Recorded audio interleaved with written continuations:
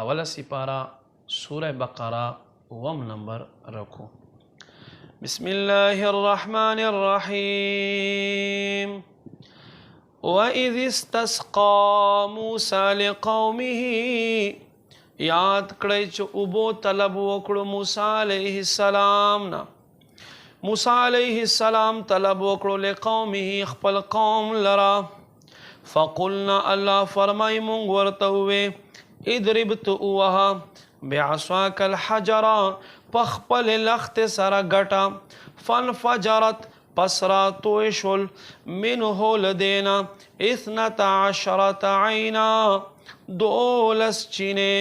قد علم كل اناس مشربهم بشک او پیجندلو هر یو ټولی خپل دس کلو زګه.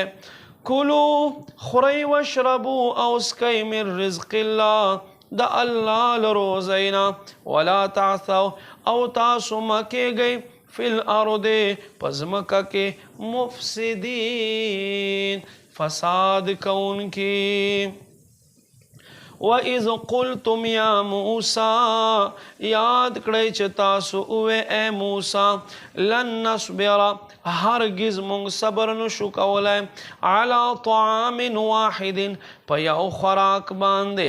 فادع لنا پس ته دعا وکړه مونږ دپاره ربک لخپل ربنا یخرج لنا چې دی را بهر کړي مونږ ته مما هغه څه نه تنبت الارض چې راپورته کوي ځمکه من بقلها د ساګو اقسامونه وکثائها او د بادرنګو اقسامونه وفومها او د غنمو اقسامنا وعدسها او د دالو اقسامنا وبصلها او د پیازو اقسامنا. قال موسی علیہ السلام ورته اتستبدلون آیا تاسو بدلوي الذي اغا هو ادنا چې دی کمزوری دی بالذي په مقابل د اغا هو خیر چې اغا غوره دی.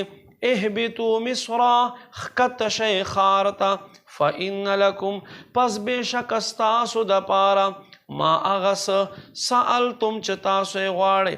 وضربت علیهم الذلة والمسکنه واچولی شو په دوی باندې خواري او مسکین توب. وباءوا او دوی وګرځېدل بغضب من الله الله په غضب یعنی غصې سره. ذلك دا بأنهم په سبب د دې چې بېشکه دوی کانو ویکفرون کفر کوونکي بآیات الله الله په آیتونو سره ویقتلون النبیین او قتل کول به مړ کول به انبیا بغیر الحق په ناحق سره.